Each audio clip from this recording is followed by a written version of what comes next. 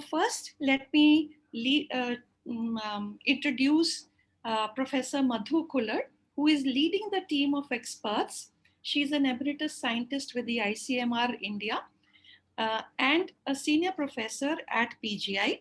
And she has been the convener of the research methodology program at PGI for about 20 years. Alongside her, we have Professor Saurabh Datta from the Department of Neonatology, PGI. He also wears many hats, and his main area of interest is also research methodology. The last among our experts and chairpersons is Professor Neelam Agarwal. She's in the Department of Ops Gynae, PGI Chandigarh, and also our immediate past president of the IMS. And I'm very happy to say that the Digital Education Committee, she had the courage and the vision to actually bring it. And this is our first tenure. We are the first Digital Education Committee of the Indian Menopause Society. And with this, I invite Professor Madhu Kullad or Dr. Saurabh Datta. It's my pleasure to introduce Professor Achla Batra, who is Professor and Senior Consultant of OB/GYN at BMMC and Safdarjung Hospital. She has won various awards and she shows keen interest in rural health and also in the field of OB/GYN. I'm sure all of you probably know. When you start doing research, then you form decide that this is the topic. Then you have to know that what has been done. So for that, you have to search the literature. And we have Professor Shobha Bhatia, who would be telling us how to search the literature by PubMed. She is also an eminent gastroenterologist, and she was ex-HOD of KM Hospital, Mumbai. Good evening, everyone. And thank you, Neerja, and the Menopause Society for having me to share my views on literature search, which is an important part of research methodology. So the first thing is, why does somebody have to do a research, literature search? Now, for any research that we do, not only research, for our day-to-day work, whenever we want to find out anything about a particular topic, our first option, and all of us generally do that, is run to Google. Now, Google is a general database. There's also Google Scholar, which is more for medical databases and links to PubMed. But the one that I will be talking about today will mainly be about how to handle PubMed. This is the reason that we do a research study is we want to actually do something new. We want to find out what anybody else has done before us. If somebody's already done that topic, you're really going to waste your money, your time and effort before, and the work that you do may not be publishable because the journal might say, look, this has already been done and we really don't think you're contributing much. The other important reason why we excuse me, Dr. Shobna. Yes, dear. We can't see any slide. I thought one minute. Can you see the slide now? I can see the slide. I can see them. Yes. But can some of you not see them? I can see them. Yeah, I can't see. I can't see. I think I don't know what the issue is. So it is okay. It's okay? Okay, it's okay. If other people can see, it's fine. Yes, all can see. Other reason why we would go ahead and do a literature search is to find out whether you are on track with the methods and the definitions. For example, if one of the studies has used ultrasound to examine the uterus, then you want to know what are the normal sizes of the uterus in a menopausal woman, or you want to know whether there was a fibroid, no fibroid, and what were the definitions used. So if you know the methods and the definitions in a particular research, and you want to repeat that research or do something along that lines, it always helps whether you want to use the same ones, you want to change them, then in that case, you can find out more data on these things. You also come to know whether the previous researchers had any problems while they were doing that particular research and what are the pitfalls in that particular research. So when you read editorials on a particular topic, you know that some other things should have been done but were not done. And therefore, it's important that you take up such a research topic. Instead of reinventing the wheel, it's better to go ahead and find out what previous workers have done. And that's the major reason why we do a literature search when we embark on a research. Now, PubMed and Medline are both the properties of the National Library of Medicine, the USA. It's basically a database. And it's very important to know that this is just a database. And the way you search it is just like you search a database, which we did many years ago with a program called as DBase 3. Now, this contains bibliographic citations, but does not provide full text. So PubMed and Medline give you only the abstract, and it is from more than 5,000 journals across the world. And today there are more than 20 million records, which have been maintained since 1966. Importantly, each entry is assigned a unique PM ID. So if you write PM ID 123456, believe it or not, that article will come out in front of you. So it's important to know how to search PubMed so that you can decrease the time you need, and by making it more, you're making your search more robust. You can actually improve your search and narrow down your search to bring yourself to say 10 or 12 articles that you're interested in. Otherwise, there will be thousands and thousands of articles.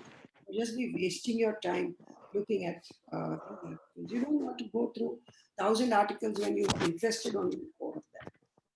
So let's look at what PubMed and Entrance. It's a large retrieval system. Now, these databases are not just the medical databases. They include databases on nucleotide sequences. Our geneticists would go to them, protein sequences, even molecular structures, genomes, and of course, Medline, which is via PubMed. Now, indexing in PubMed. Now, when you go to a librarian, this is where we saw indexing when we were college students. We saw the librarian indexing according to alphabetical order or subject order. And based on this, you know that even in LLM, basically, there are these indexing people. There are specialist indexers assigned what is called as mesh headings, and I'll come to that in some time. Now, they also assign subheadings so that when you look for anatomy of a certain topic, the anatomy topics come up. If surgery is assigned, so if someone's done a study on the anatomy of the liver in patients with fatty liver, and someone's searching for fatty liver, they'll find all thousands of articles on fatty liver. But if someone says anatomy, those anatomy topics will come. Many journals will ask you to give keywords so that the indexers who are doing this indexing find it easy to assign mesh terms when they're doing it. So you can have specific mesh topics as well as subheadings. Now, the other terms that are indexed, which you may not write in your article in the abstract. So if adult or child is not written, but the indexer finds that the entire study has been done in adults, or the entire study has been done in animals, these kind of things get attached as mesh terms or indexing terms. So it's easy for us to search for articles. The other thing that the indexer would do is see whether the article fits into a clinical trial, an editorial, and so on and so forth. So that's how the indexing people work. So the first is the mesh headings. These are used for indexing the article in order to maintain consistency. And this is arranged in the form of a tree. I'll show you one of them eventually. And this is updated annually. So how do you access PubMed? This is an open access system. It is free. You don't have to pay for it. The website, that is NCBI NLM .gov indicates that this is a USA website. So when you open the page, what you see is right on top, and this is the new NLM page, which was updated about 4 or 5 months ago. So you see that it's written National Institutes of Health. Next to that is the NIH, National Library of Medicine, and underneath is the National Center for Biotechnology and Information. So NLM is actually owned by these agencies. And PubMed.gov is just one of them. When you open the page, there is a query box in which you usually tend to add your query and write search. You hit the search button and a lot of stuff comes through. Now here, they've written that it comprises more than 30 million citations from so many years. And it also allows you access to additional search features here. Now, just under the search PubMed line, there is another thing which is written as advanced. If you click advanced, you come to another page where you can write down what exactly you want to search for. So let's say I search for menopause. We're talking about the Menopause Society today. We're talking in the Menopause Society today. So I thought I'll search for this. The number of articles I get is 85,579. So many articles. You think it's easy to go through them? Definitely not. Now look at this part of the page. There are many things here. So besides the search, underneath this, there's a user guide. Underneath that, you see certain things is advanced and create alert. So you can actually create an alert, put your email ID. And if a special article is published in that, you will get an email. You can save this search. You can save 20 articles. You can email the whole thing to yourself or send to something else.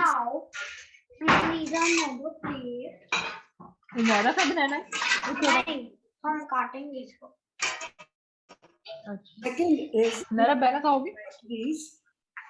You can start your results by 3 or 4 things. Dr. Shikha, please unmute. Please mute yourself, Dr. Shikha. So you can click display options, and on display options, you will get a few features.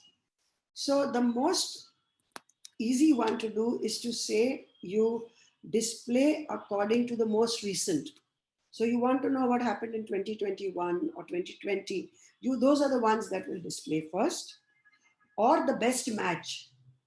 So if you see what I have written over there, sorted by most recent. So you can do it by best match also. By best match, it would mean that if the word menopause has appeared in the title or an article is called menopause, it would come up first, even if it was published, say, 1970. So you could change that order depending on what you want to see, and you may do it according to most recent. That's what I do usually. Now, if you see on the left of the screen, you see there is a slight graph there, which is telling us how many articles were published according to the year in which the articles were published. And you see from 1870 onwards till 2021, the trend of number of articles published. And then you see the left side of the screen. As you go down, you see a lot of filters. Why are filters useful? Because you want to decide what exactly you're looking for. If you're going to do a review on a topic tomorrow or next week, you don't want to waste your time looking at clinical trials. You don't want to waste your time looking at books and documents. You want to just look at reviews or chapters. So then, if you're looking for reviews, you see on the left, there's text availability, which says abstract or free full text. If you click free full text, you'll come to know which are the articles where free full text is provided by the journal, not by PubMed. Then you can add filters like you wanted to know only the meta-analysis, reviews, just keep clicking them. Then the publication date, you want to see articles only in the last 2 years, 5 years, 10 years, or you want to add a custom range. If you know that an article was published last year in June, you can write articles published in June to July 2020. You have additional features, filters like age of the patients. If you want to write, you want to search only women, you write only females. You want to write only age less than 5 years, that filter is also there. You want to see only English language articles. You can click that, and there are so many filters in that you can decide which particular research, which particular filter you want to apply. In that way, you can narrow your search.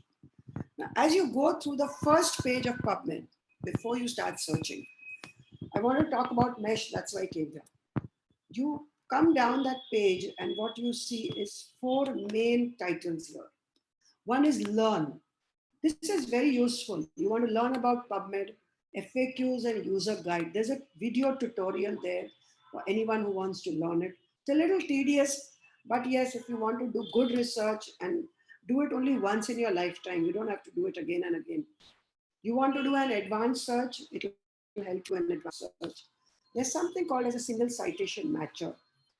You know an article is authored by, say, Neerja Chawla. She's sitting here in the crowd. So you write Chawla N in the single citation matcher for author. And you know you want an article which was published 2 years ago. You put the year and it'll tell you the article that she published in that year. For some authors, you might find even 10 articles in that particular year. You can download some things and you can explore the MESH database, and that's what I'm telling you all about. So the MESH hierarchy. What is MESH? MESH means medical subject headings, and there is a hierarchy which looks exactly like a tree. So when I write the word menopause, we saw that there were more than 800,000 articles. And when you search for these, there is an automatic, when you write one MESH term, PubMed searches everything. Now you try to narrow down the search. So I hope this is clear here. So when you write the word menopause, it tells you the definition of menopause. The last menstrual period, permanent cessation of menses, etc., etc., etc., usually in women between the age of 48 to 55 years. If you look down, there are many of these subheads there. You can actually click these and narrow your search to these things. Somebody might want to just see the radiation effects on menopausal women. It may not be a gynec topic, it may be an orthopedic topic, but you could look for that. Somebody would want to see surgery, therapy, pathology, pathophysiology. You could pick one or two or many other things and narrow down your search. And this is what I meant by a tree. So menopause, when you write, instead of that, you can write many other terms. You can write premenopause, postmenopause, and you can also write osteoporosis, postmenopausal, or you can go to MESH categories. And this would be easy to understand when you start doing it. So a simple search. Let's do a very simple search. Search for articles by a subject heading, an author, or a journal. Now, all these, there are short forms for all these topics. I'll just tell you a few. In databasing, this is a computer term, what you call as databasing. There are Boolean operators, which are and, or not. These are always written in capitals. And once you write those, your searches can be narrowed down. Now, suppose I want to search, I search for menopause. I find 8 lakh articles. Now I write and genetics. I will find lesser number of articles. If I write menopause or genetics, I will find everything on genetics. I will find everything on menopause. And I will also find articles which have both menopause or genetics. Okay. So instead of 8 lakh articles, I might land up with 20 lakh articles. Okay. Now, when I write menopause, not genetics, if the abstract contains the word genetics, those articles will be removed from my search. So if I take, now the word not is not often used in database searching.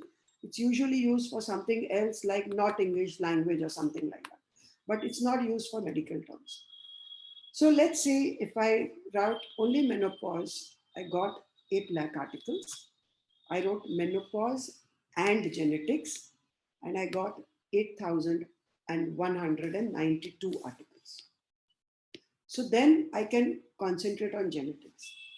When I wrote menopause or genetics, I might also find one more thing, and that is a journal called Genetics, right?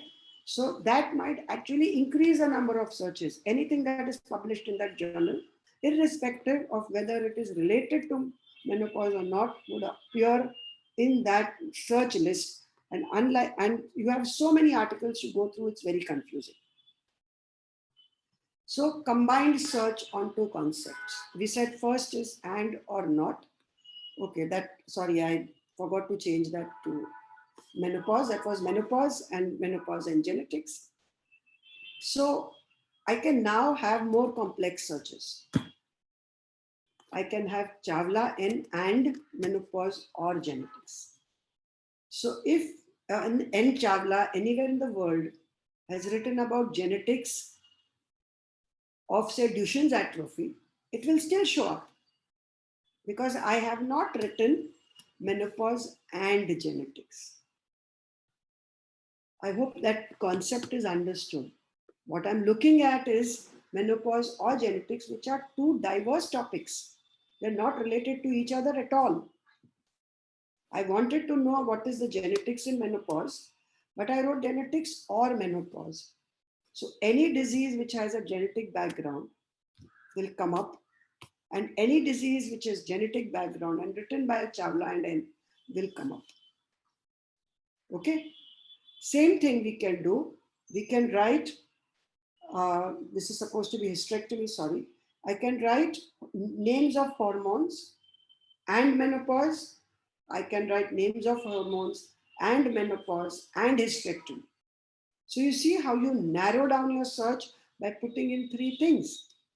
You can also narrow it further if you add where you wanted these things to appear.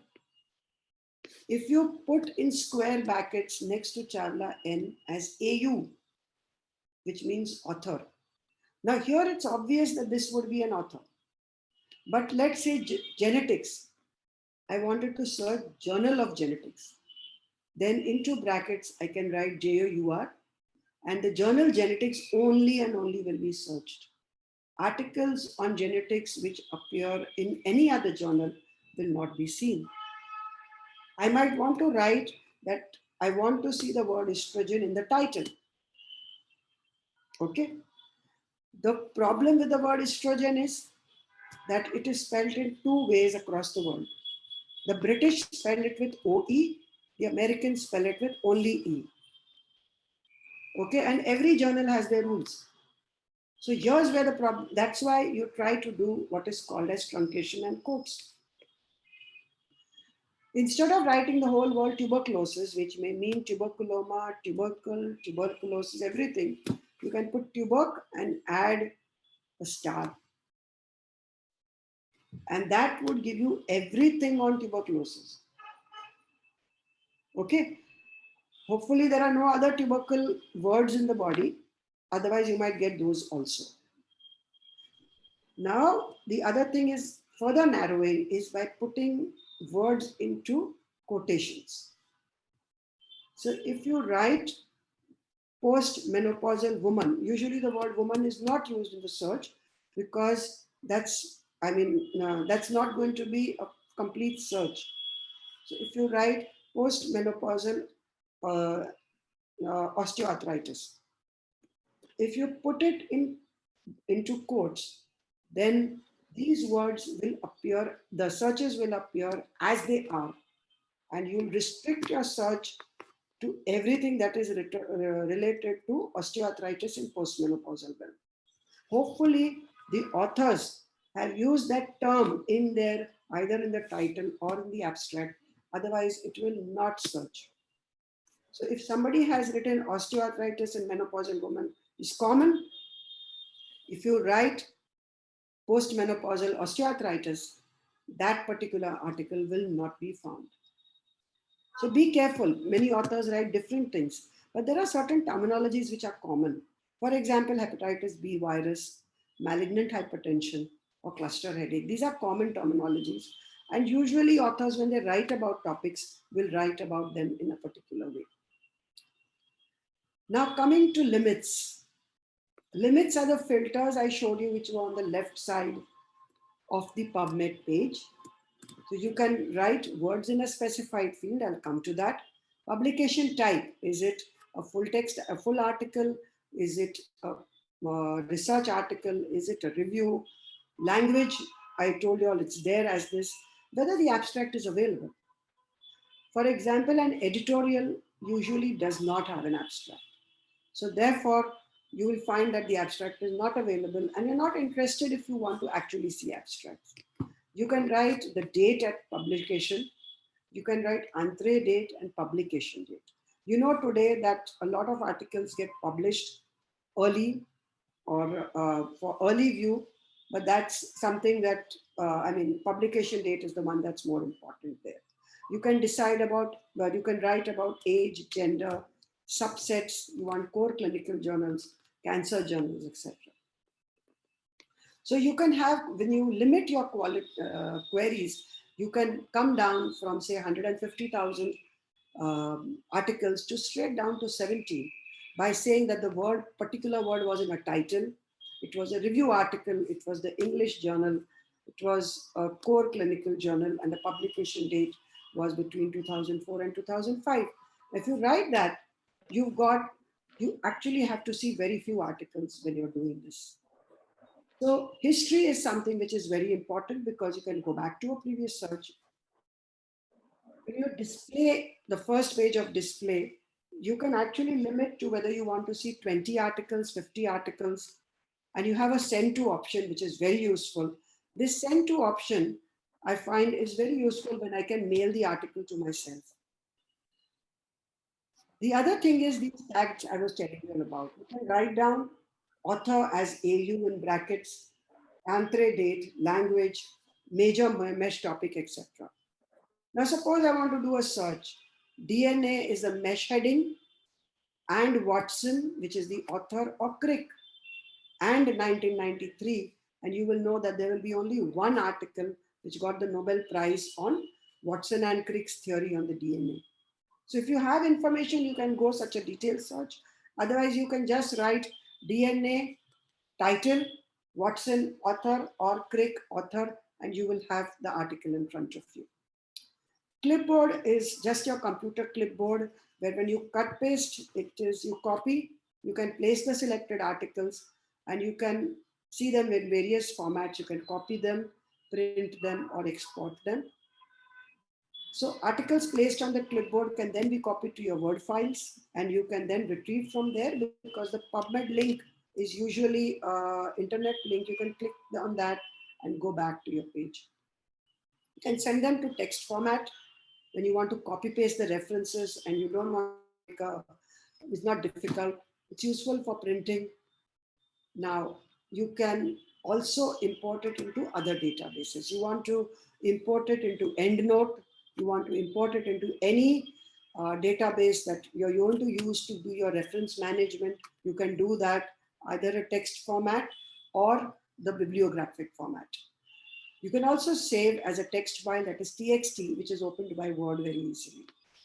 You can email it to yourself, as I said, and then you can transfer from one person to the other. You can automate your searches, highlight search words, and also display options. You can personalize the whole thing. You do it once.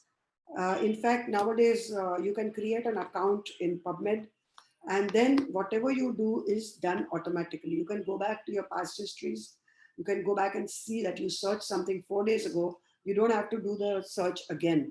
You can save those histories there. You can save those links there, and it's very easy to retrieve. You can actually do something else, which I do, is I want to know which are the GI articles in a particular subject which have been in the last 2 months. Every 2 months, I get a mail from PubMed that these are the few articles published on a particular topic. And you come to know, you can stay ahead of your research in that way. And that is how you can personalize your NCBI. It remains in your search engines when you log in. So this is the sidebar we talked about. I've already discussed that. And this is the single citation matcher, which you can go there and enter everything and find it. This is for single articles, like I said. If you know the name of the journal, if you know the name of the author, or you even know the title, it's fine. Just add it and you'll find the single citations. Okay, so in summary, plan your search strategy very well. It's only then that you'll be able to get few articles rather than hundreds and thousands of articles, which you'll have to sift through, and out of that, then you'll find 10. So might as well use your search intelligently and find out 10 articles. You can use your limits and Boolean operators, as I said, and refine your strategy. You can preview and clipboard put them on the clipboard, copy them to your Word, or save and email your features, and use email to email them to yourselves. And the best thing to do is practice, practice. Try the tutorial, look at the FAQs and help. And believe it or not, their help is extremely useful. Their FAQs are very useful. You can go back and search. Okay, this is PubMed to journal articles. You can do that. PubMed Central has free articles also. And thank you all for listening.